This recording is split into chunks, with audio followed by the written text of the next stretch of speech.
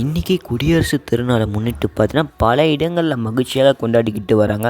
அது மட்டும் இல்லை, நம்ம தமிழகத்தில் பார்த்தீங்கன்னா 13 பேருக்கு பார்த்தீங்கன்னா பத்மபூஷன் பத்மஸ்ரீ விருதுகளை பார்த்தீங்கன்னா கொடுத்துக்கிட்டு இருக்காங்க. ஸோ அது என்ன, அது எல்லாத்தையும் பார்த்தீங்கன்னா உங்களுக்கு நான் டீட்டெயிலாக சொல்கிறேன். ஸோ இதை முதல்ல ஏன் கொடுக்குறாங்கன்னு அது எல்லாத்தையும் வாங்க போய் பார்த்துட்டு வரலாம். அதுக்கு முன்னாடி நம்ம சேனலுக்கு நீங்கள் புதுசாக வந்து மறக்காமல் சப்ஸ்கிரைப் பண்ணி வச்சுட்டு வீடியோ பிடிச்சா மறக்காமல் லைக் கொடுத்துட்டு உங்கள் ஃப்ரெண்ட்ஸுக்கு ஷேர் பண்ணி விட்டு வாங்க. வீடியோக்குள்ளே போகலாம்.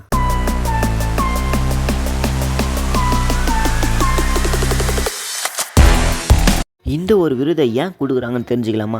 ஸோ கலை, சமூக பணி, அறிவியல், வர்த்தகம், விளையாட்டு, இலக்கியம், பல்வேறு துறைகளில் பார்த்தீங்கன்னா நல்லா பணியாற்றவங்களுக்கு பார்த்தீங்கன்னா இந்த மாதிரி விருதுகளை கொடுத்துக்கிட்டு இருக்காங்க. நம்ம தமிழகத்தில் பார்த்தீங்கன்னா 13 பேருக்கு இந்த மாதிரி விருதுகளை தரப்போகிறதா சொல்லியிருக்காங்க.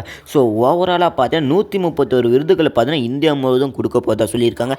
அதை பற்றி இந்த ஒரு வீடியோவில் டீட்டெயிலாக பார்த்துடலாமா? ஸோ பார்த்தீங்கன்னா இதில் பார்த்தீங்கன்னா 2 விதமான விருதுகளை தரப்போகிறதா சொல்லியிருக்காங்க. பத்மபூஷன், பத்மஸ்ரீ. இந்த 2 விருதுக்கு என்ன டிஃப்ரெண்ட்டு அது எல்லாத்தையும் பார்த்துலாம். ஸோ இந்த விருதுகளில் யாரெல்லாம் நம்ம தமிழகத்தில் இருக்கிறவங்க இருக்க போகிறாங்கன்னு அது எல்லாத்தையும் நான் உங்களுக்கு டீப்பாக சொல்லிடுறேன். இந்த விருதை இவங்களுக்கெல்லாம் யார் கொடுக்க போகிறதுன்னு உங்கள் எல்லாருக்கும் ஒரு டவுட் வந்திருக்கும். அது வேறு யார் இல்லை, நம்மளோட குடியரசுத் தலைவரான திரௌபதி முர்மு. ஸோ இவங்க தான் இந்த ஒரு விருதை பார்த்தீங்கன்னா எல்லாருக்குமே தமிழகத்துலையும் சரி 131 விருது நம்ம இந்தியா ஃபுல்லாக ஓவராலாக பார்த்தீங்கன்னா இவங்க தான் கொடுக்க போகிறதா சொல்லியிருக்காங்க. நம்ம தமிழகம் முழுவதும் இன்றைக்கி பார்த்தீங்கன்னா குடியரசு திருநாளை முன்னிட்டு பார்த்தீங்கன்னா 13 பேருக்கும் கொடுக்க போகிறதா சொல்லியிருந்தாங்க. இப்போவும் கொடுத்து முடிச்சிட்டாங்க. ஸோ அந்த லிஸ்ட்டை பற்றி இந்த ஒரு வீடியோவில் டீப்பாக பார்த்துலாமா? ஸோ ஃபஸ்ட்டு தமிழகத்தை சேர்ந்த நல்லி குப்புசாமி. இவங்க பார்த்தீங்கன்னா தொழில் துறையில் பார்த்தீங்கன்னா சிறப்பாக பண்ணதால் இவங்களுக்கான விருது பார்த்தீங்கன்னா பத்மபூஷன். ஸோ இவங்களுக்கு தான் பத்மபூஷன் விருது தரதா சொல்லியிருக்காங்க. ஸோ நல்லி குப்புசாமி தொழில் துறையில் பார்த்தா இவங்க நல்லா சிறப்பாக செயல்பட்டதால் இவங்களுக்கு கொடுக்க போகிறதா சொல்லியிருந்தாங்க. அடுத்தது யாருக்குன்னா கலைத்துறையில் யார் நல்லா செஞ்சுருக்காங்களோ அவங்களுக்கு தான் கொடுக்க போகிறதா சொல்லியிருக்காங்க. ஸோ இந்த வாட்டி நம்ம தலை அஜித்குமார் சாருக்கு கொடுக்க போகிறதா சொல்லியிருக்காங்க. அதாவது பார்த்தீங்கன்னா இவங்களுக்கான விருது பார்த்தீங்கன்னா பத்மபூஷன் விருது தரப்போகிறதா சொல்லியிருந்தாங்க. இந்த அஜித்குமார் சாருக்கு முன்னாடி பார்த்தீங்கன்னா யாரெல்லாம் வாங்கியிருக்காங்கன்னு அந்த ஒரு லிஸ்ட்டை பார்த்துடலாமா? இதுக்கு முன்னாடி பல ஆண்டுகளுக்கு முன்னாடி பார்த்தீங்கன்னா யாரெல்லாம் வாங்கியிருக்காங்கன்னு பார்த்தீங்கன்னா சிவாஜி கணேசன் அவங்க பார்த்தீங்கன்னா 1984 வாங்கியிருக்காங்க. அதுக்கப்புறம் நான் ரஜினிகாந்த் சார் பார்த்தீங்கன்னா 2000 வருஷத்தில் வாங்கியிருக்காங்க. அதாவது பார்த்தீங்கன்னா கமலஹாசன் 2014. அதுக்கப்புறம் யார், நம்ம விஜயகாந்த் சார் பார்த்தீங்கன்னா 2024. அதோட லாஸ்ட்டாக பார்த்தீங்கன்னா அஜித்குமார் சார் 2025 வருஷத்தில் பார்த்தீங்கன்னா இவங்க வாங்கியிருக்காங்க. அதுவும் கலைத்துறையில் இந்த மாதிரி ஒரு அவார்டை வாங்கியிருக்காங்க. அதுக்கப்புறம் யாரெல்லாம் இந்த பத்மபூஷன் விருது வாங்கியிருக்காங்கன்னு பார்த்துட்டோமா? ஸோ இவங்க பார்த்தீங்கன்னா பிரபல நடிகை, நடன மாதத்தில் வேறு லெவல் இவங்க, அந்த மாதிரி ஒரு ஆள் தான். ஸோ இவங்களோட பேர் தான் ஷோபனா. இவங்களுக்கு பார்த்தீங்கன்னா பத்மபூஷன் விருது பார்த்தீங்கன்னா தரப்போதாக சொல்லியிருந்தாங்க, தந்துட்டு இருப்பாங்கன்னு நான் நினைக்கிறேன். அதுக்கப்புறம் யார் ஃபைனலாக பாலகிருஷ்ணன். இவங்க பார்த்தீங்கன்னா தெலுங்கு நடிகர்.